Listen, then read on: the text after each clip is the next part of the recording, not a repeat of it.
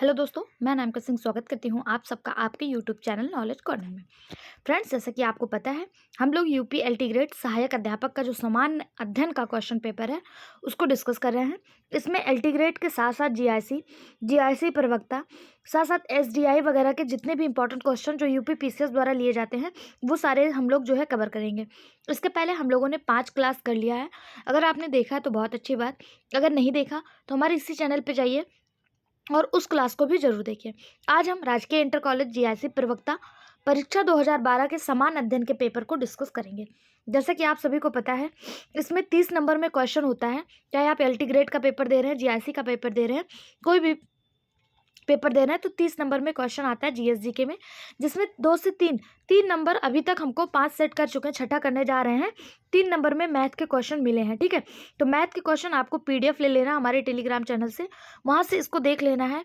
बाकी आगे इसका सही जवाब ऑप्शन भी हो जाएगा, और आगे के जो जीएसजीके के क्वेश्चन है उसको हम जो है कवर कराएंगे। इसका सही जवाब ए हो जाएगा, और इसका जो सही जवाब हो जाएगा वो हो जाएगा ऑप्शन डी।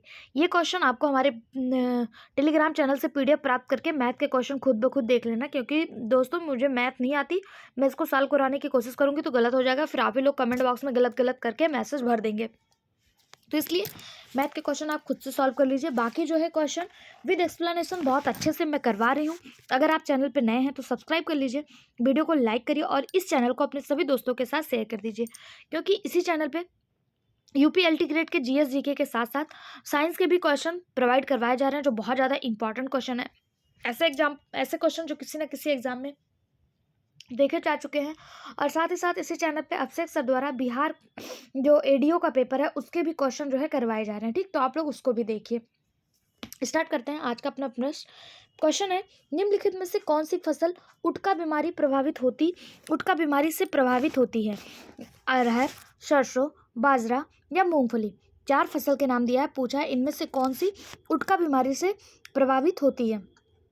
तो आपको बता दें, इसमें जो सही जवाब है वो है अरहर। अरहर जो है ये उटका बीमारी से प्रभावित होती है।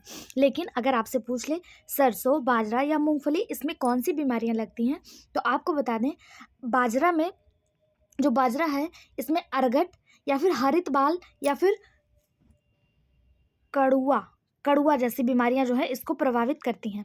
सरसों को झुलसा रोग, तुलाशित रोग और सफ़ेद गेरुई रोग, ये जो है सरसों को प्रभावित करती है। वहीं में मूंगफली में जो सबसे ज़्यादा लगने वाली बीमारी है वो टिक्की है, टिक्की। और यहाँ से क्वेश्चन पूछा भी जाता है कि टिक्का कौन से मतलब फसल में लगती है, तो ये है मूंगफली में। इसके अलावा पड़ अंगमारी, जड़ सड़न, ये सब मूंगफली में देखने को मिलता है। उटका बीमारी जो है ये अरहर को प्रभावित करती है। ऑप्शन ए इसका सही जवाब हो जाएगा। ठीक है, अरहर के साथ साथ जितने भी दलहनी फसलें हैं, जैसे आपको मटर, मूंग, जितने भी दलहनी फसलें हैं इसमें जो है उटका बीमारी देखने को मिलता है। दलहनी फसलों से एक इम्पॉर्टेंट क्वेश्चन आता है कि वो कौन सी फसलें हैं जो नाइट्रोजन फिक्सेशन करती हैं, तो इसका भी सही जवाब हो जाएगा दलहनी फसलें। ये साइंस का क्वेश्चन है और यहाँ से भी क्वेश्चन देखने को मिलता है कि नाइट्रोजन फिक्सेशन करने वाली फसलें कौन सी हैं, तो दलहनी फसलें होती हैं जो राइजोबियम बैक्टीरिया के द्वारा नाइट्रोजन फिक्सेशन का कार्य करती हैं। ठीक, इसका सही जवाब ऑप्शन ए हो जाएगा। अगला क्वेश्चन, आर्थिक एवं जैविक उपजों का अनुपात कहलाता है भूमि तुल्यांक अनुपात, फसल सूचकांक, बीज सूचकांक या कटाई सूचकांक। आर्थिक और जैविक उपजों का अनुपात क्या कहलाता है? तो इसका सही जवाब हो जाएगा ऑप्शन डी, कटाई सूचकांक, जिसे हैवरेस्ट इंडेक्स कहते हैं। ये आर्थिक एवं जैविक उपजों का अनुपात कहलाता है। ठीक है, इंग्लिश में इसको हैवरेस्ट इंडेक्स कहा जाता है। अगला क्वेश्चन, आधारीय बीज पैदा किया जाता है नाभिकीय बीज से, प्रजनक बीज से, प्रमाणित बीज से या इनमें से कोई नहीं। इसका सही जवाब, ओ माय गॉड सॉरी, थोड़ी स्लाइड बैक हो गई थी। इसका जो सही जवाब हो जाएगा वो हो जाएगा ऑप्शन बी, प्रजनक बीज से। आधारीय बीज प्रजनक बीज से पैदा किया जाता है, जिसे बीज प्रमाणीकरण संस्था की देखरेख में निर्धारित मानकों पर पाए जाने का प्रमाणित किया जाता है। ठीक, आधार बीज की थैलियों पर सफ़ेद रंग का प्रमाणीकरण टैग लगाया जाता है, और ये कहाँ से पैदा किया जाता है? प्रजनक बीज से। ऑप्शन बी इसका सही जवाब हो जाएगा। अगला क्वेश्चन, भारतीय किसान कांग्रेस का पहला अधिवेशन कहाँ हुआ? इंडियन नेशनल कांग्रेस, ये इंडियन नेशनल कांग्रेस का नहीं, ये भारतीय किसान कांग्रेस यानी कि जो किसान कांग्रेस हुआ था उसका अधिवेशन पूछ रहा है कि पहला कहाँ पे हुआ था। इंडियन नेशनल कांग्रेस का पहला अधिवेशन कहाँ हुआ? कब हुआ? 1885 में हुआ था इंडियन नेशनल कांग्रेस का पहला अधिवेशन। लेकिन ये किसान कांग्रेस का पूछ रहा है, तो किसान कांग्रेस का जो पहला अधिवेशन हुआ था वो 1936 में लखनऊ में हुआ था। कहाँ पे हुआ था? 1936 में लखनऊ में हुआ था। सबने अवज्ञा आंदोलन की समाप्ति हुई थी। उसी के बाद 11 अप्रैल 1936 को लखनऊ में भारतीय किसान कांग्रेस का पहला अधिवेशन हुआ था। अगर पूछा जाए भारतीय किसान कांग्रेस की पहली अध्यक्षता किए कौन थे, तो किसान नेता स्वामी सहजानंद सरस्वती, इन्होंने जो है किसान आंदोलन का नेतृत्व किया था।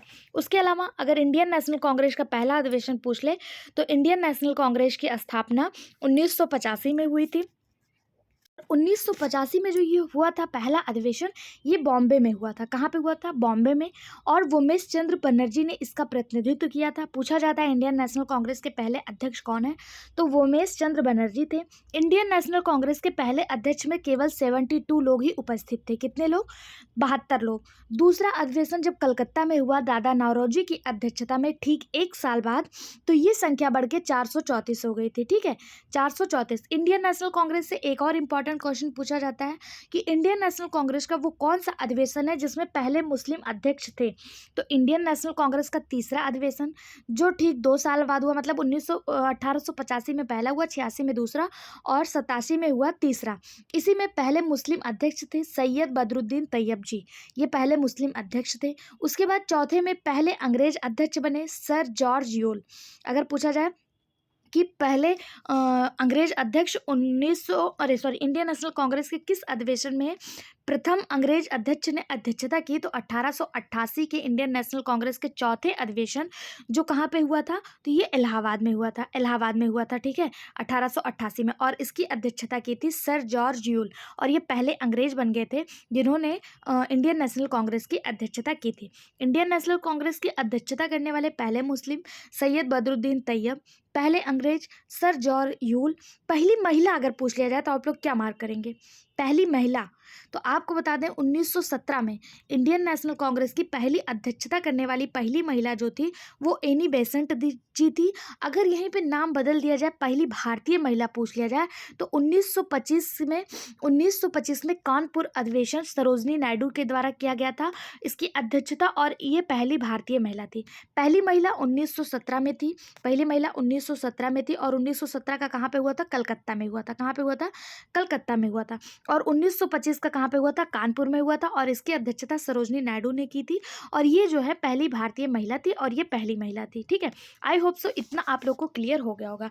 बाकी गया में देख लें तो गया का बिहार में टोटल 3 बार इंडियन नेशनल कांग्रेस का अधिवेशन हुआ था। 1922 वाला जो हुआ था ये गया में हुआ था, 1922 वाला CR दास की अध्यक्षता में। ठीक है, बाकी भारतीय किसान कांग्रेस का पहला अधिवेशन कहाँ हुआ, तो 1936 में लखनऊ में हुआ। कहाँ पे हुआ? 1936 में लखनऊ में हुआ। ऑप्शन बी इसका सही जवाब हो जाएगा। इसकी अध्यक्षता किसने की? स्वामी सहजानंद सरस्वती ने की। ठीक है, यहाँ से इतना ही क्वेश्चन पूछा जाएगा। बाकी क्वेश्चन के हिसाब से हम लोग और इंडियन नेशनल कांग्रेस के बारे में डिस्कस करते रहेंगे। ठीक, अगला क्वेश्चन है, निम्नलिखित में से किस आंदोलन में हिंदू मुस्लिम एकता का प्रस्तावित रूप प्रतिबिंबित हुआ है? मतलब हिंदू मुस्लिम एकता देखने को मिली है कौन से आंदोलन में? क्या वो भारत छोड़ो आंदोलन, स्वदेशी आंदोलन, खिलाफत आंदोलन, या फिर सबने अवज्ञा आंदोलन?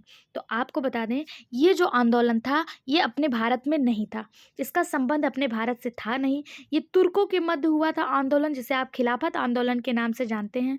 गांधी जी ने इसे जो है तुर्की मुसलमानों के समर्थन में इसे ले लिया था। ये प्रथम विश्व युद्ध में भारतीय मुसलमानों ने तुर्की के खिलाफ अंग्रेजों की इस शर्त पर सहायता की कि वे भारतीय मुसलमानों के धार्मिक मामलों में हस्तक्षेप ना करें और साथ ही उनके धर्म स्थलों की रक्षा करें। परंतु युद्ध में इंग्लैंड की विजय के बाद सरकार अपने वादे से मुकर गई। भारतीय मुसलमान ब्रिटिश सरकार से नफरत करने लगे। महात्मा गांधी ने मुसलमानों के साथ सहानुभूति व्यक्त की और 1919 में दिल्ली में अखिल भारतीय खिलाफत कमेटी का अधिवेशन किया, और गांधी जी ने इसका अध्यक्ष भी गांधी ही बने। ठीक है, ये कब हुआ था? तो ये प्रथम विश्व युद्ध के बाद ब्रिटेन एवं तुर्की के मध्य होने वाला था। और ये जो समाप्त हुआ था खिलाफत आंदोलन, ये सर्वश की संधि थी। सर्वश की संधि, यहाँ से पूछा जाता है खिलाफत आंदोलन की समाप्ति किस संधि से हुई थी? तो ये हुई थी सेवरर की संधि से इसकी समाप्ति हुई थी। ये ब्रिटेन और तुर्की के मध्य था, लेकिन गांधी जी इसको जो है भारत के लोगों में मुसलमानों को प्रेरित करने के लिए इसको जो है भारत में ले आए थे 23 नवंबर 1919 को। ठीक है, 23 नवंबर 1919 को इन्होंने दिल्ली में अखिल भारतीय खिलाफत कमेटी की अध्यक्षता की और वहाँ पे इसका अधिवेशन भी किया था।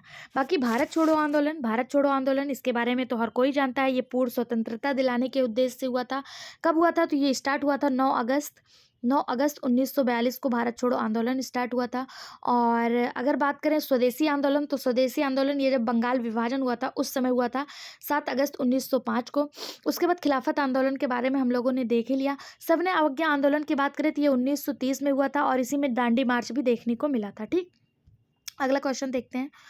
निम्नलिखित राज्यों में से किस राज्य ने सर्वप्रथम पंचायती राज आरंभ किया? ये देखिए बहुत ज़्यादा इंपॉर्टेंट क्वेश्चन है। ये बिहार टीआरई में भी आया हुआ क्वेश्चन है और ये आपका जीआईसी में भी आया हुआ क्वेश्चन है कि सबसे पहले पंचायती राज आरंभ करने वाला राज्य कौन सा था? गुजरात, राजस्थान, बिहार या आंध्र प्रदेश? आपको बता दें, जब हमारा संविधान बना, यहाँ से क्वेश्चन पॉलिटी से भी पूछे जाते हैं, पंचायती राज से। ठीक है, तो ध्यान से सुनिएगा, अगर आपके पास कॉपी पेन है तो नोट कर लीजिए। जब हमारा संविधान बना तो संविधान में पंचायती राज की कोई व्यवस्था नहीं थी, लेकिन हमारे संविधान में एक संशोधन हुआ जिसे आप 73वां संविधान संशोधन कहते हैं। 73वां संविधान संशोधन कब हुआ? तो ये 1992 में हुआ। 1992 में इसी के द्वारा जो है पंचायती राज की नींव रखी गई। इसी के उपलक्ष्य में 24 जनवरी 1993 को पंचायती राज जो है वो लागू हुआ और इसीलिए 24 जनवरी को पंचायती राज दिवस के रूप में भी मनाया जाता है। ठीक है, ये कौन से संविधान संशोधन से जोड़ा गया? तो 73वां संविधान संशोधन जो हुआ था 1992 में। और जो है अगर पूछा जाए कि पंचायती राज दिवस कब मनाते हैं, तो 24 अप्रैल को पंचायती राज दिवस मनाया जाता है। ठीक है, क्यों मनाया जाता है? क्योंकि इसी दिन जो है ये लागू हुआ था। ठीक है, इसी दिन ये व्यवस्था जो है वो लागू हुई थी। अगर बात करें पहली बार कहाँ मनाया गया, तो पहली बार नागौर में राजस्थान में एक ज़िला है नागौर। राजस्थान में एक ज़िला है नागौर, वहीं पर जो है पहली बार 2 अक्टूबर 1959 को नेहरू जी ने इसे पेश किया था। किसने किया था? जो तत्कालीन प्रधानमंत्री थे पंडित जवाहरलाल नेहरू। इन्होंने राजस्थान के नागौर जिले में पंचायती राज व्यवस्था शुरू की और संपूर्ण राजस्थान में लागू कर दिया था। अगर पूछा जाए पंचायती राज व्यवस्था लागू करने वाला दूसरा राज्य कौन सा था, तो दूसरा राज्य था आंध्र प्रदेश। दूसरा राज्य कौन सा था? आंध्र प्रदेश। इसने भी 1959 में ही लागू किया था। कब लागू किया था? 1959 में ही लागू किया था। तीसरा राज्य कौन सा था? तीसरा राज्य असम था, जो 1960 में लागू किया। उसके बाद कर्नाटक, महाराष्ट्र, गुजरात, पश्चिम बंगाल सारे ने अपने साथ पंचायती राज व्यवस्था जो है वो शुरू कर दिया था। पंचायती राज व्यवस्था 73वां संविधान संशोधन 1992 के द्वारा लाया गया। 24 अप्रैल को पंचायती राज दिवस मनाया जाता है। पहला राज्य जिसने पंचायती राज व्यवस्था लागू की वो राजस्थान था। राजस्थान का कौन सा जिला? तो राजस्थान का नागौर जिला। ठीक, राजस्थान का नागौर जिला। आई होप सो आप लोग को सब क्लियर होते हुए चल रहा होगा। पीडीएफ में आपको जो मैं एक्स्ट्रा फैक्ट बता रही हूँ वो नहीं मिलेगा। देखिए थोड़ा सा है इसमें, बाकी जो मैंने आर्टिकल वगैरह बताया वो नहीं मिलेगा। ये सब मैं आपको बता रही हूँ, अगर आप चाहें तो एक कॉपी पेन लेके नोट कर सकते हैं। ठीक, अगला क्वेश्चन है, भारत में न्यायिक शक्ति, मैं इसलिए एक्स्ट्रा फैक्ट बता, अब आप सोचेंगे कि मैम पढ़ाते चलिए, आगे बढ़ते चलिए। इस एक्स्ट्रा फैक्ट इसलिए बता रही हूँ क्योंकि इसी तरह से इंटर रिलेट करके क्वेश्चन पूछे गए एग्जामिनर। एक बार जैसे पंचायती राज पूछ लिया, नेक्स्ट एग्जाम में पंचायती राज दिवस पूछ लेगा, नेक्स्ट एग्जाम किसी एग्जाम में आर्टिकल पूछ लेगा। इसी तरह से ही इंटर रिलेट करता है, इसीलिए प्रीवियस ईयर जो होता है हमारे लिए इंपॉर्टेंट होता है। ठीक है, क्वेश्चन है, भारत में न्यायिक सक्रियता संबंधित है। अब देखिए इसके पहले का जब क्वेश्चन हम लोग डिस्कस कर रहे थे उसमें पंचायती राज का आर्टिकल पूछा था। अभी इसमें देखिए पंचायती राज कहाँ से लागू हुआ पूछ लिया। इसी तरह से जो है ना पूछा जाता है, तो इसलिए आपके लिए एक्सप्लेनेशन भी जरूरी है। मैं चाहूँ तो 20-25 मिनट में ये वीडियो मतलब सॉल्व करा के ख़त्म कर दूं, लेकिन मैं एक्सप्लेन इसलिए कर रही हूँ जिससे आपका जो आने वाला क्वेश्चन है वो भी तैयार हो जाए। ये आए हुए क्वेश्चन के साथ साथ आने वाले क्वेश्चन भी तैयार हो जाए। अगर आपको मेरा एफर्ट अच्छा लग रहा हो तो कमेंट बॉक्स में अपनी राय और साथ ही साथ लाइक और इसके साथ साथ चैनल को सब्सक्राइब जरूर करिएगा। ठीक है, अगला क्वेश्चन है, भारत में न्यायिक सक्रियता संबंधित है प्रतिबद्ध न्यायपालिका से, न्यायिक समीक्षा से, न्यायिक स्वतंत्रता से या जनहित याचिका से? तो आप सभी को पता है भारत में न्यायिक सक्रियता किससे संबंधित है। भारत में सबसे ऊपर स्थान किसको दिया गया है? जनता को, यानी कि जनहित याचिका से संबंधित है। भारत में न्यायिक सक्रियता का संबंध जनहित याचिका से है। न्यायिक सक्रियता का अर्थ क्या है? अगर आपसे पूछ लिया जाए न्यायिक सक्रियता है क्या, तो इसका जो अर्थ होता है वो न्यायपालिका द्वारा सरकार के दो अंग, जैसे विधायिका और कार्यपालिका, को अपने संवैधानिक दायित्वों के पालन में बाध्य करना। और विधायिका और कार्यपालिका को कौन बाध्य करता है? तो जनता करती है। तो किससे संबंधित हो गया? तो वो न्यायिक याचिका से संबंधित हो गया। भारत ने न्यायिक सक्रियता का सिद्धांत कब लाया? तो 1970 के दशक में भारत ने न्यायिक सक्रियता का सिद्धांत लाया। न्यायमूर्ति BR कृष्ण अय्यर, इनके साथ साथ न्यायमूर्ति PN भगवती, न्यायमूर्ति चित्रपन्ना रेड्डी तथा DA देसाई, ये भी चीफ जस्टिस थे। इन्होंने देश में न्यायिक सक्रियता की नींव रखी। अगर पूछ लिया जाए नेक्स्ट एग्जाम में आपसे कि देश में न्यायिक सक्रियता की नींव किसने रखी, तो चीफ जस्टिस न्यायमूर्ति हिंदी में कहते हैं BR कृष्ण अय्यर, न्यायमूर्ति PN भगवती, न्यायमूर्ति DN देसाई और इनके साथ साथ चिन्नप्पा रेड्डी, इन्होंने जो है न्यायिक सक्रियता की नींव रखी थी 1970 के दशक में। ठीक है, 1970 में नहीं मैं बोल रही हूँ, 1970 के दशक में बोल रही हूँ। ठीक है, दशक होता है, जैसे दशक 1970 का दशक कहाँ से चला? तो 1960, ये पूरा दशक चलता है। ठीक है, 10 सालों का। अब अगला क्वेश्चन देख लेते हैं। संविधान के मौलिक कर्तव्यों को शामिल किया गया स्वर्ण सिंह समिति की सिफारिश पर, संथानम समिति की सिफारिश पर, शाह समिति की सिफारिश पर या प्रशासनिक सुधार आयोग की सिफारिश पर? स्वर्ण सिंह समिति मौलिक कर्तव्य भारत में कहाँ से लिए गए? सबसे पहले तो मैं आपसे पूछूंगी कि मौलिक कर्तव्य अगर मतलब शामिल किया गया, मतलब ये हमारे संविधान में नहीं थे, तो मौलिक कर्तव्य की संकल्पना ली कहाँ से गई? तो मौलिक कर्तव्य जो है ये इस समय का रसिया और उस समय का USSR, जो उस समय USSR था और तत्कालिक रसिया, यहाँ के संविधान से मौलिक कर्तव्य लिया गया है। अगर वहीं पे आपसे पूछ लिया जाए मौलिक कर्तव्य का आर्टिकल क्या है, तो मौलिक कर्तव्य का जो आर्टिकल है वो अनुच्छेद 51 है। आर्टिकल 51 के का में। ठीक है, वर्तमान में कितने मौलिक कर्तव्य हैं? 11 मौलिक कर्तव्य हैं और ये 42वें संविधान संशोधन द्वारा जोड़ा गया था। कौन से संविधान संशोधन? 42वें संविधान संशोधन द्वारा जो है ये जोड़ा गया था। ठीक है, मौलिक कर्तव्य कब जोड़ा गया? 42वें संविधान संशोधन द्वारा। कौन सी समिति के सिफारिश पर? तो सरदार स्वर्ण सिंह समिति के सिफारिश पर। पहले जो है भारत के संविधान में 10 पहले से थे, एक 11वां जो है बाद में जोड़ा गया था, जिनमें जो है 6 से 14 वर्ष की आयु के बच्चों को शिक्षा का अवसर प्रदान किया गया। ये 11वां बाद में जोड़ा गया। बाकी राष्ट्रीय ध्वज, राष्ट्रगान का सम्मान, संप्रभुता, अखंडता की रक्षा, प्राकृतिक पर्यावरण को बचाना, वैज्ञानिक दृष्टिकोण अपनाना, ये सब मौलिक कर्तव्य हैं। ठीक है, जिस तरह आपको अपने मौलिक अधिकार याद रहते हैं, मौलिक अधिकार कहाँ से लिए गए हैं? मौलिक अधिकार अमेरिका से और मौलिक कर्तव्य रसिया से। उसी तरह से आपको अपने मौलिक कर्तव्य भी याद रखने चाहिए कि संविधान और राष्ट्रीय प्रतीकों का सम्मान करें, देश की रक्षा करें, सद्भाव और भाईचारे को बढ़ावा दें, संस्कृत विरासत का संरक्षण करें, प्राकृतिक पर्यावरण की रक्षा करें, वैज्ञानिक दृष्टिकोण का विकास करें, सार्वजनिक संपत्ति की रक्षा करें, उत्कृष्टता के लिए प्रयास करें। और जो 11वां संविधान संशोधन, जो 11वां मौलिक कर्तव्य है वो 86वें संविधान संशोधन से जोड़ा गया। कौन से? 86वां संविधान संशोधन। बाकी 10 जोड़े गए थे, 42वां संविधान संशोधन, और 11वां जो जोड़ा गया ये 86वां संविधान संशोधन 2002 में जोड़ा गया। इसमें क्या जोड़ा गया कि 6 से 14 वर्ष की आयु के बच्चों को शिक्षा का अवसर प्रदान करना। ठीक है, ये जोड़ा गया है। और आपका जो एक और मौलिक कर्तव्य है महिलाओं का सम्मान। ठीक है, ऐसी प्रथाओं का त्याग करना जो महिलाओं के सम्मान के विरुद्ध हो, ये भी आपका मौलिक कर्तव्य के अंतर्गत आता है। मौलिक कर्तव्य लिए कहाँ से गए? तो मौलिक कर्तव्य रसिया के संविधान से लिया गया था। ठीक है, और ये 51 के ए में है। आई होप सो आप लोग को सब कुछ अच्छे से समझ में आ रहा। फिर भी कहीं भी कोई कन्फ्यूजन हो तो आप बेझिझक हमसे संपर्क करिएगा। संपर्क करने का माध्यम कमेंट बॉक्स या फिर हमारा टेलीग्राम चैनल। ठीक है, अगला क्वेश्चन है, निम्नलिखित में से कौन सा सहभागी लोकतंत्र की सही विशेषता नहीं है? परिवर्तन की लोकतांत्रिक प्रक्रिया, शक्तियों का विभेदीकरण, शक्तियों का केंद्रीकरण, उत्तरदायित्व एवं जवाबदेही। तो पूछा सहभागी लोकतंत्र का सही विशेषता नहीं है। अगर बताइए सरकार परिवर्तन में लोकतांत्रिक प्रक्रिया अपनाएगा तो ये सही व्यवस्था है कि नहीं? बिल्कुल है। शक्तियों का विकेंद्रीकरण यानी किसी एक के हाथ में ही पूरी सत्ता ना हो, न्यायपालिका को कोई और चलाए, कार्यपालिका को कोई और चलाए, विधायिका को कोई और चलाए। अगर हमारी विधायिका जो है न्यायपालिका को कंट्रोल करने लगे तो वो शक्तियों का एकीकरण हो जाएगा, केंद्रीकरण हो जाएगा, मतलब एक ही के हाथ में, जैसे आपने चाइना वगैरह में देखा है।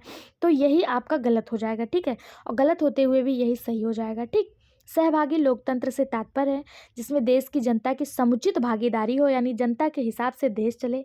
सहभागी लोकतंत्र की विशेषताओं में परिवर्तन को लोकतांत्रिक प्रक्रिया, शक्तियों का विकेंद्रीकरण और उत्तरदायित्व एवं जवाबदेही इत्यादि आते हैं। ठीक है, उत्तरदायित्व और जवाबदेही क्या? जैसे आपने कोई भी दुर्घटना हुई, जैसे अभी हाल में आपने देखा था कि दुर्घटना हुई थी एक, जिसमें बम वगैरह पकड़े गए थे, मैंने अपने चैनल पे कवर भी करा है। तो उसके प्रति आप सरकार से जो अपना क्वेश्चन पूछ पा रहे हैं, और जैसे अभी मान लीजिए जो आतंकवादी हमला हुआ था पाकिस्तान वाला, वही ले लीजिए जिसमें ऑपरेशन सिंदूर चला था, उसमें सरकार जवाबदेही थी, सरकार ने जवाब दिया कि उसने क्या किया, क्या करने वाली है। तो इसी को उत्तरदायित्व तो मतलब उसने अपना निभाया और जवाब भी दिया, इसी को कहते हैं, ठीक है। तो ये लोकतंत्र का सही विशेषता है। बाकी शक्तियों का केंद्रीकरण, यानी एक ही जगह पे शक्तियों को मतलब जनता के हाथ में कोई पावर नहीं, केवल अगर जो गवर्नमेंट में है वही सारा निर्णय ले, तो ये जो है सहभागी लोकतंत्र का सही बात नहीं होगा। तो ऑप्शन सी इसका सही जवाब हो जाएगा, ठीक है।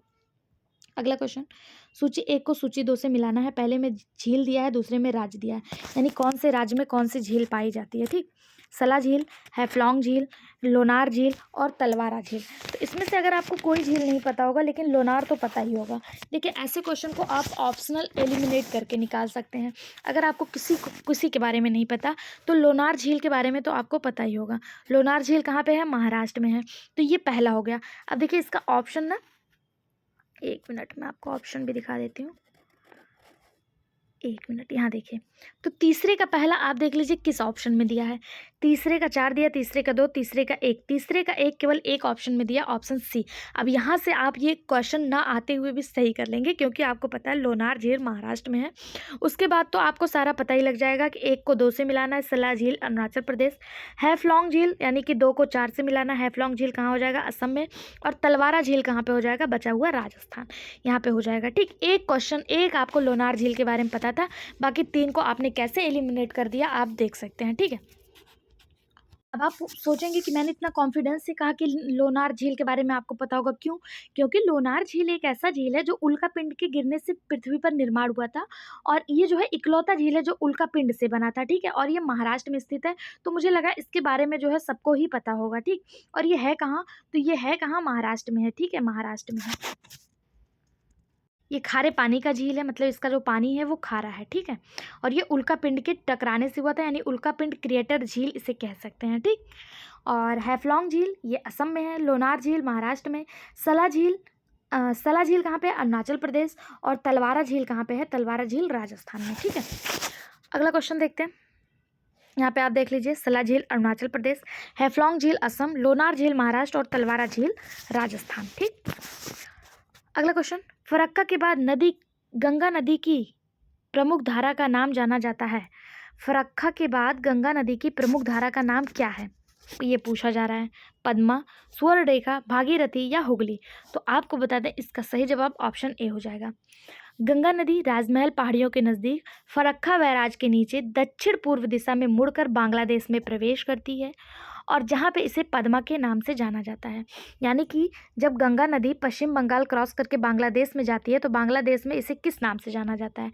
तो गंगा नदी को बांग्लादेश में पद्मा के नाम से जाना जाता है, ठीक है। गंगा नदी भारत की सबसे लंबी नदी है, और इसे भारत की ये राष्ट्रीय नदी भी है।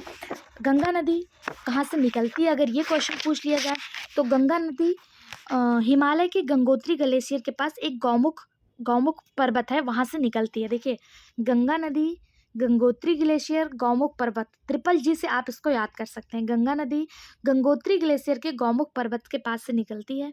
ये भारत और बांग्लादेश होते हुए बंगाल की खाड़ी में गिर जाती है, ठीक है। ये कई राज्यों में बहती है। इसका उद्गम जो है कहाँ पे होता है? तो उत्तराखंड में होता है। उत्तराखंड में गंगोत्री ग्लेशियर के गौमुख पर्वत से इसका जो है उद्गम होता है। जब ये गंगोत्री ग्लेशियर से निकलती है, तब जब ये आगे बढ़ती है, तो ये सबसे पहले भागीरथी के नाम से जानी जाती है। किसके नाम से?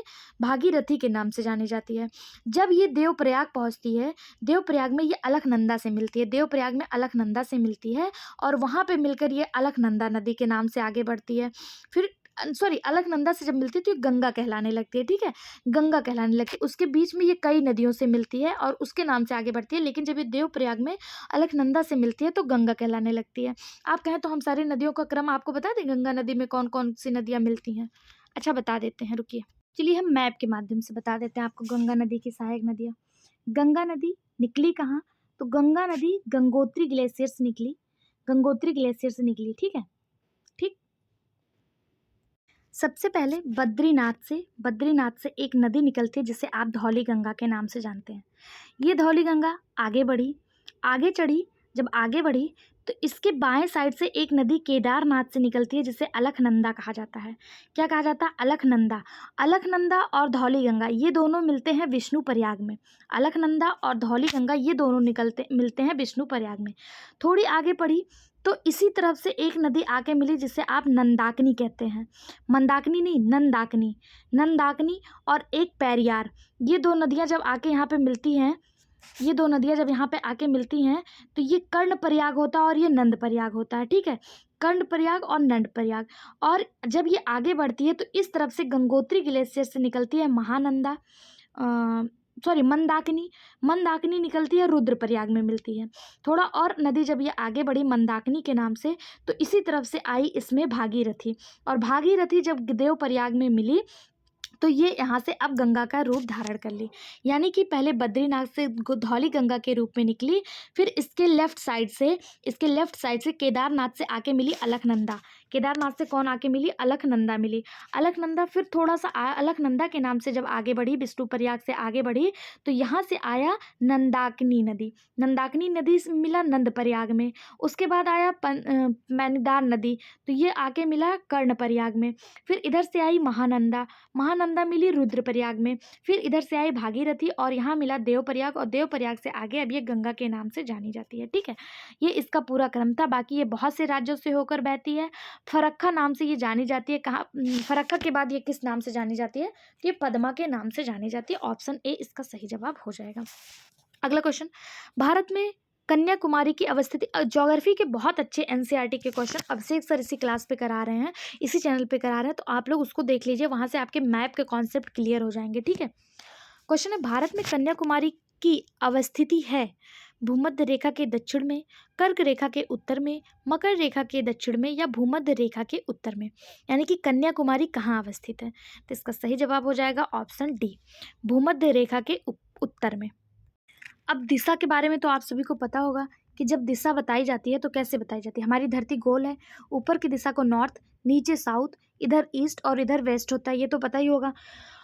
देखिए हमारा जो भारत है, मैं से रफली मैप बना रही हूँ, ये जो हमारा भारत है इसको बीचों बीच से जो है कर्क रेखा काटती है। और कन्याकुमारी कहाँ है? कन्याकुमारी कहाँ है? कन्याकुमारी यहीं कहीं तमिलनाडु केरल के पास में है, और ये भूमध्य रेखा इसके नीचे से गुजरती है। यानी भूमध्य रेखा के उत्तर में कौन सा स्थित है? कन्याकुमारी जो है वो भूमध्य रेखा के उत्तर में स्थित है। ठीक है, ऑप्शन डी इसका सही जवाब हो जाएगा। ठीक, ये कहाँ पे है? तमिलनाडु राज्य में स्थित है कन्याकुमारी, और ये भारत की दक्षिणतम मतलब मुख्य भूमि का दक्षिणतम बिंदु है। ठीक है, अगला क्वेश्चन, निम्नलिखित नहरों में से कौन अटलांटिक और प्रशांत महासागरों को जोड़ती है? स्वेज, पनामा, कील या वेलेंट? कौन सी वो नहर है जो अटलांटिक और प्रशांत महासागर को जोड़ती है? तो इसका सही जवाब हो जाएगा ऑप्शन बी, पनामा नहर। पनामा नहर प्रशांत महासागर और कैरेबियन सागर, जिसे अटलांटिक सागर कहा जाता है, उसको जोड़ती है। प्रशांत तट पर पनामा तथा कैरेबियन तट पर कोलोन पत्तन अवस्थित है। पत्तन मतलब क्या होता है? बंदरगाह। ठीक है, अवस्थित है। इसका निर्माण 1914 में हुआ था, पूर्ण हुआ था। अब बाकी बात करें अगर स्वेज नहर की, तो स्वेज नहर ये लाल सागर को भूमध्य से जोड़ती है। यहाँ से भी क्वेश्चन कई बार पूछा गया है कि स्वेज नहर किसको किससे जोड़ती है, तो इसे आप स्टार मार्क कर लीजिएगा। ठीक है, स्वेज नहर लाल सागर को भूमध्य सागर से जोड़ती है। कील नहर उत्तरी सागर एवं बाल्टिक सागर के बीच स्थित है, और वेलेंड नहर ईरी और ओंटोरियो के बीच स्थित है। ठीक है, ईरी और ओंटोरियो के बीच। बाकी बात करें पनामा, तो ये प्रशांत महासागर को अटलांटिक महासागर से जोड़ती है कैरेबियन सी के द्वारा। ठीक है, ऑप्शन बी इसका सही जवाब हो जाएगा। अगला क्वेश्चन, निम्नलिखित में से कौन सा सुमेलित नहीं है? केटूर यानी जलप्रपात दिया है और कहाँ पे स्थित है उसके बारे में पूछा है कौन सा सुमेलित नहीं है। पहला दिया केटूर प्रपात ब्राजील, यही आपका पहला ही गलत हो जाएगा। क्यों? क्योंकि केटूर प्रपात है ये ब्राज़ील में ना होके गुयाना में है। कहाँ पे है? गुयाना देश जो है वहाँ पे है, गुयाना देश में। और बात करें जोहान्सबर्ग प्रपात की, तो ये अमेरिका में ही है। चैम्बरलेन प्रपात न्यूजीलैंड में है, और गोका प्रपात ये पेरू में है। बाकी तीनों सही है, पहला जो है वही गलत हो जाएगा। केटूर जलप्रपात गुयाना देश के पोटारो नदी पर स्थित है। कौन सी नदी? पोटारो नदी। ठीक है, अगला क्वेश्चन, अगला क्वेश्चन है, नाबार्ड के संबंध में निम्न कथनों पर विचार कीजिए। इसकी स्थापना 1882 को हुई, यानी नाबार्ड के बारे में पूछा जा रहा है कि इसकी स्थापना 1882 को हुई। फिर दिया है यह आरबीआई का सहायक नहीं है। फिर दिया है प्रोजेक्ट के लिए धन विश्व बैंक तथा आईडीए से भी आता है, यानी वर्ल्ड बैंक और आईडीए से भी इसके प्रोजेक्ट के लिए धन आता है। नाबार्ड के बारे में पूछा है। इसका जो सही जवाब हो जाएगा वो 1, 2, 3 तीनों ही सही है, ठीक है। शिवरामन समिति की आधार पर, मतलब शिवरामन समिति थी, उसकी संस्तुति पर कृषि राष्ट्रीय कृषि तथा ग्रामीण बैंक, जिसे आप नाबार्ड के नाम से जानते हैं, इसका फुल फॉर्म होता है नेशनल एग्रीकल्चर इसका फुल फॉर्म होता है national bank for agriculture and rural development, राष्ट्रीय कृषि और ग्रामीण bank, national bank for agriculture and rural development, ठीक है। ये जो है 12 जुलाई 1882 को स्थापित होती है। यह देश में कृषि एवं ग्रामीण विकास हेतु जो है संस्थाएं, मतलब शीर्ष संस्था है, उनको पैसा वगैरह उपलब्ध कराती है। वर्तमान में नाबार्ड पूर्ण रूप से भारत सरकार की पूर्ण स्वामित्व वाली कंपनी बन गई है। नाबार्ड अपने प्रोजेक्ट को पूर्ण करने के लिए भारत सरकार, विश्व बैंक तथा ईडीए एवं अन्य अंतरराष्ट्रीय एजेंसियों के माध्यम से धन की आवश्यकता की पूर्ति करता है, यानी कि तीनों ही ऑप्शन इसके सही हो जाएंगे, ठीक। अगला क्वेश्चन, भारत में निम्नलिखित राज्यों में से कौन सा राज्य खुली सिगरेट की बिक्री पर प्रतिबंध लगाने वाला पहला राज्य बना? ऑप्शन दिया है हरियाणा, जम्मू एवं कश्मीर, पंजाब एवं कर्नाटक, यानी कि वो कौन सा राज्य था जिसने सिगरेट की बिक्री पर, खुले सिगरेट की बिक्री पर प्रतिबंध लगा दिया, ठीक है। इसका जो सही जवाब हो जाएगा वो हो जाएगा ऑप्शन सी, पंजाब। पंजाब किसने? पंजाब ने। ऑप्शन सी इसका सही जवाब हो जाएगा। भारत में पंजाब राज्य खुली सिगरेट की बिक्री पर प्रतिबंध लगाने वाला पहला राज्य बन गया, ठीक। अगला क्वेश्चन देखते हैं, ये उस समय करंट का क्वेश्चन रहा होगा मुझे लग रहा है। अगला क्वेश्चन, भारत के संदर्भ में निम्नलिखित युग्मों में से कौन सा सही सुमेलित नहीं है? उच्च शक्ति मुद्रा आरबीआई, निजीकरण नई आर्थिक नीति, गरीबी आकलन, कैलोरी संग्राहकता, हरित क्रांति जैविक उर्वरक के लिए प्रोत्साहन। तो इसमें जो सही नहीं है वो यही ऑप्शन डी हो जाएगा, हरित क्रांति। हरित क्रांति जैविक उर्वरक के लिए प्रोत्साहन नहीं था। हरित क्रांति के परिणाम स्वरूप रासायनिक उर्वरकों के उपयोग किया गया था। अगर रासायनिक उर्वरकों का उपयोग नहीं किया जाता तो हरित क्रांति जो है वो मतलब कामयाब नहीं होती। इसमें बहुत ज़्यादा मात्रा में रासायनिक उर्वरकों का उपयोग करके जो है हरित क्रांति को जो है पूर्ण किया गया था। जैविक उर्वरक को तो अब लोग मतलब वरीयता दे रहे हैं। जैविक उर्वरक पूर्णतः जैविक उर्वरक यूज करने वाला राज्य कौन सा बन गया? सिक्किम बन गया। ये इस समय करंट में है। पूर्णतः जैविक उर्वरक यूज करने वाला जो राज्य है वो सिक्किम बन गया है, ठीक है। बाकी बात करें हरित क्रांति की तो इसमें गेहूं क्रांति के नाम से भी इसको जाना जाता है, क्योंकि ये जो हरित क्रांति है ये जब आई थी 1960 के दशक में तो ये उच्च उपज के लिए उच्च उपज वाले बीजों, उर्वरक और सिंचाई जैसी आधुनिक कृषि पद्धति को अपनाकर भारत में कृषि उत्पादन में वृद्धि के लिए आई थी, ठीक है। इसका उद्देश्य क्या था?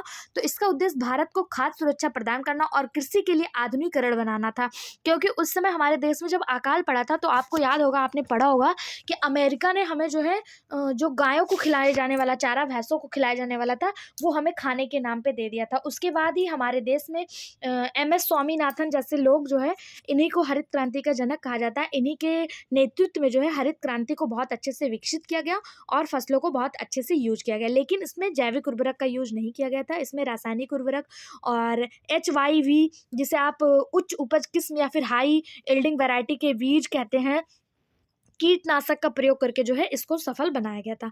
अगर पूछा जाए हरित क्रांति का मुख्य फसल कौन था, तो इसमें गेहूं और चावल इसके मुख्य फसल थे और प्रारंभिक रूप से ये पंजाब और हरियाणा क्षेत्रों में जो है वो वहाँ पे जो है चालू किया गया था। बाकी उच्च शक्ति मुद्रा जो RBI की है, बिल्कुल सही बात है। निजीकरण नई आर्थिक नीति में निजीकरण शामिल है, बिल्कुल सही बात है। गरीबी आकलन, कैलोरी ग्राहकता के आधार पर गरीबी आकलन किया जाता है कि प्रति व्यक्ति कितनी कैलोरी ऊर्जा का खपत कर रहा है, उसकी गरीबी का आकलन किया जाता है, ये भी बिल्कुल सही बात है, ठीक है। अगला क्वेश्चन, महात्मा गांधी ने सत्याग्रह शस्त्र का उपयोग सर्वप्रथम कहाँ किया? चंपारण, बरदौली, दक्षिण अफ्रीका या डांडई? देखिए यहाँ पे पूछा सर्वप्रथम कहाँ पे किया, ना कि सर्वप्रथम भारत में कहाँ किया। अगर ये पूछ लेता तो इसका जवाब जो है दूसरा हो जाता, लेकिन पूछा सर्वप्रथम कहाँ पे किया, तो इसका सही जवाब हो जाएगा दक्षिण अफ्रीका। महात्मा गांधी ने 1906 में जो है सर्वप्रथम अपने सत्याग्रह का सफल प्रयोग किया था। कहाँ पे किया था? दक्षिण अफ्रीका में किया था। जबकि महात्मा गांधी ने सत्याग्रह शस्त्र का प्रथम बड़ा प्रयोग कहाँ किया, अगर पूछ लिया जाए, या भारत में कहाँ किया, तो भारत में 1917 के चंपारण में किया था। ठीक है, 1917 के चंपारण में किया था। बाकी अगर पूछ लिया सर्वप्रथम कहाँ किया, तो सर्वप्रथम जो है इन्होंने जो है दक्षिण अफ्रीका में किया हुआ था 1906 में। ठीक, बारदौली का नेतृत्व तो इसी में जो है सरदार वल्लभ भाई पटेल को बारदौली की महिलाओं ने सरदार की उपाधि दी थी। डांडी का नेतृत्व तो महात्मा गांधी ने ही किया था 1930 में। चंपारण 1917 में हुआ था, और इसी में भारत में सर्वप्रथम सत्याग्रह का प्रयोग हुआ था, चंपारण में। ठीक है, अगला क्वेश्चन, हाल ही में निम्नलिखित में से किस संगठन ने एक विद्यार्थी एक पेड़ अभियान शुरू किया है? वो कौन सा संगठन है जिसने एक विद्यार्थी एक पेड़ अभियान शुरू किया है? क्या वो NCERT है, NCERT, CBSE, UGC या NCET? तो इसका सही जवाब NCTE, तो इसका सही जवाब हो जाएगा UGC यानी विश्वविद्यालय अनुदान आयोग। इन्होंने एक विद्यार्थी एक पेड़ अभियान जो है वो शुरू किया है। ऑप्शन सी इसका सही जवाब हो जाएगा। अगला क्वेश्चन, खिलाड़ी द्रोणवल्ली हरिका का संबंध है टेनिस से, बैडमिंटन से, क्रिकेट से या शतरंज से? तो इसका सही जवाब हो जाएगा ऑप्शन डी, शतरंज से। ये उस समय करंट का क्वेश्चन था। आंध्र प्रदेश की रहने वाली है द्रोणवल्ली हरिका, और इनका संबंध जो है शतरंज से है। अगला क्वेश्चन देखते हैं, निम्नलिखित में से किसने हॉर्नबिल महोत्सव का उद्घाटन 2014 में किया?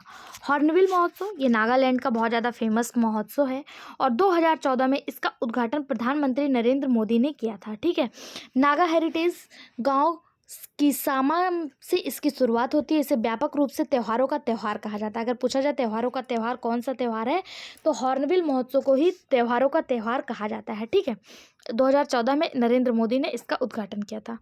अगला क्वेश्चन, वायुयान कार्य करता है आर्किमिडीज के सिद्धांत पर, पास्कल के नियम पर, स्टोक के नियम पर या बर्नौली के सिद्धांत पे?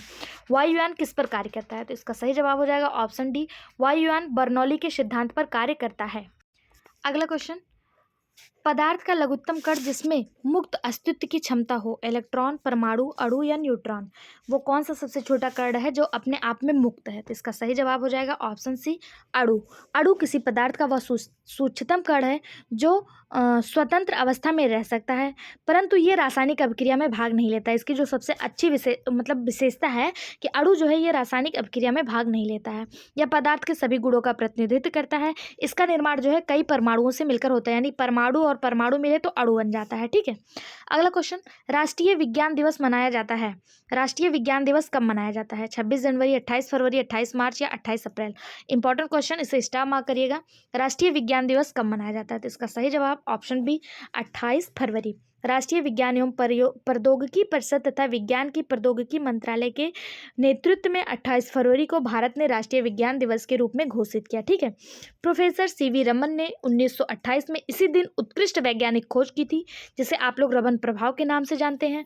रमन प्रभाव के लिए CV रमन जी को नोबेल भी मिला है। कब मिला था? 1930 में मिला था, और 28 फरवरी को ही इन्होंने ये खोज किया था, इसीलिए इस दिन राष्ट्रीय विज्ञान और प्रौद्योगिकी दिवस के रूप में मनाया जाता है। ठीक, अगला क्वेश्चन, निम्नलिखित में से कौन सा अम्ल टमाटर में उपस्थित होता है? लैक्टिक अम्ल, ऑक्सैलिक अम्ल, सिट्रिक अम्ल या टार्टरिक अम्ल? तो इसका जो सही जवाब हो जाएगा, टमाटर में कौन सा स्थित है? सही जवाब ऑप्शन बी, ऑक्सैलिक अम्ल। ऑक्सैलिक अम्ल आपको टमाटर के साथ साथ सेब में भी देखने को मिलेगा। बात करें लैक्टिक अम्ल की, तो ये दूध में देखने को मिलता है। सिट्रिक अम्ल सारे खट्टे फलों में, और टार्टरिक अम्ल तो ये अंगूर और इमली में देखने को मिलता है। ठीक है, अंगूर और इमली भी खट्टे फल हैं, लेकिन इसमें टार्टरिक अम्ल देखने को मिलता है। टार्टरिक अम्ल को ही फॉर्मिक एसिड के नाम से जाना जाता है, और ये चींटी के डंक में भी मिलता है। जो चींटी काट लेती है, आपको बहुत तेज जलन होती है, वो टार्टरिक एसिड की वजह से होती है, और टार्टरिक अम्ल को ही फॉर्मिक एसिड कहा जाता है। क्या कहा जाता है? Formic acid. तो यह अंगूर और इमली में तो मिलता है, साथ ही साथ चींटी के डंक में भी प्राप्त होता है। ठीक है, अगला क्वेश्चन, निम्नलिखित में से कौन से पीतल के अवयव हैं, यानी कि पीतल किससे मिलकर बना है? जस्ता और तांबा, लोहा और जस्ता, तांबा और निकिल, तांबा और लोहा। इंपॉर्टेंट मार्क करिएगा, केमिस्ट्री का क्वेश्चन है। इसको याद करने के लिए आप एक ट्रिक याद कर लीजिए, पी ता जी। पिताजी, ये ट्रिक बहुत छोटा सा है, इससे आपको पता चल जाएगा पीतल तांबा और जस्ता से मिलकर बना हुआ है। ठीक है, किससे? तांबा और जस्ता से मिलकर बना हुआ है। तो इसका सही जवाब हो जाएगा ऑप्शन ए। अगर पूछा जाए पीतल में कितने परसेंट तांबा है, यानी कि कॉपर कितने परसेंट है, तो कॉपर इसमें सबसे ज़्यादा है 70%। उसके बाद जस्ता इसमें 30% है, यानी 70% कॉपर और 30% जो है जिंक इसमें मिलाकर जो है पीतल का निर्माण किया जाता है। ठीक है, पिताजी से आपको ये याद हो जाएगा और कभी नहीं भूलेगा। ठीक है, अगर आप ऐसे ट्रिक के माध्यम से याद कर लेंगे। और बहुत सी सारी चीज़ों को हम ट्रिक के माध्यम से बताएंगे, बस आप चैनल से जुड़े रहिएगा। ठीक, अगला क्वेश्चन ऐसे छोटे छोटे ट्रिक से ऐसे याद करा देंगे ना कि आपको चीज़ें कभी भूलेंगे नहीं। अब देखिए, इस सेट में आपको 4 क्वेश्चन मैथ के मिल गए, आगे के 3 मिले थे, एक फिर मिल गया। यदि दो संख्याओं का गुणनफल 320 है, उनका अनुपात 1:5 है, तो दो संख्याओं के वर्गों का अंतर बताइए। दो संख्याओं के वर्गों का अंतर आपसे पूछा है। देखिए, अंतर निकल के आया 1635। कैसे निकल के आया ये आप यहाँ पे देख लीजिए, यहाँ पे देख लीजिए। ठीक है, यहाँ पे देख लीजिए, यहाँ पे अंतर निकल के आया। बाकी आप पीडीएफ ले लीजिएगा। और ये क्वेश्चन बहुत सॉरी, मैंने आपको गलत बता दिया था। अंतर जो निकल के आया वो 1536 निकल के आया। ऑप्शन सी इसका सही जवाब है। ठीक है, बाकी इसका पीडीएफ आप हमारे टेलीग्राम चैनल से ले लीजिएगा, वहाँ से मैथ के क्वेश्चन आप खुद ब खुद सॉल्व कर लीजिएगा। आगे हम लोग जीआईसी के ही 2009 के समान अध्ययन को डिस्कस करेंगे। हम लोग जीआईसी की क्यों डिस्कस कर रहे हैं? क्योंकि एल्टीग्रेड और जीआईसी जो कराने वाली एजेंसी है, वो दोनों यूपीपीएससी के द्वारा ही आयोजित करवाया जाता है। ठीक है, इसलिए क्वेश्चन लगभग मिलते जुलते हैं। पीसीएस वगैरह भी यूपीपीएससी ही कराती है, तो उसके क्वेश्चन भी हम आपको 2-4 साल के करवा देंगे। बस आप चैनल को सब्सक्राइब करके रखिए, कोई भी नोटिफिकेशन आएगा, कोई भी बात होगी तो हम आपको पहले अपडेट करा देंगे। जैसे मैंने आपको जैसे ही टीजीटी का पेपर टला था, यूपी टीजीटी का, मैंने तुरंत शॉर्ट वीडियो के माध्यम से आपको बता दिया था। देखिए, कोई भी वीडियो लाने पे चैनल में थोड़ा सा टाइम लग सकता है, लेकिन रिटर्न फॉर्म में आपको तत्काल पीडीएफ के माध्यम से जो है टेलीग्राम पे प्रोवाइड करवा दिया जाता है। इसलिए तत्काल प्रभाव से जानकारी पाने के लिए टेलीग्राम को भी ज़रूर ज्वाइन करें। ठीक है, और टेलीग्राम अगर आप ज्वाइन कर लेंगे, कोई भी वीडियो आएगा तो आपको वहाँ पे लिंक मिल जाएगी, आपको जो इंपॉर्टेंट लगे आप वो वीडियो देख सकते हैं। इसलिए आप टेलीग्राम को भी जरूर ज्वाइन करें। साथ ही फ्रेंड्स, आप लोग से अनुरोध है कि कमेंट बॉक्स में कमेंट और लाइक जरूर किया करिए, जिससे चैनल की रीच बढ़े और लोगों तक ये चैनल पहुंचे, मेरी मेहनत सार्थक हो। ठीक, वीडियो में बने रहने के लिए धन्यवाद। इस तरह के और वीडियो पाने के लिए चैनल को सब्सक्राइब कर लें, बेल आइकन पर क्लिक कर लें और सभी दोस्तों के साथ शेयर करें। थैंक यू, मिलते हैं कल के वीडियो में।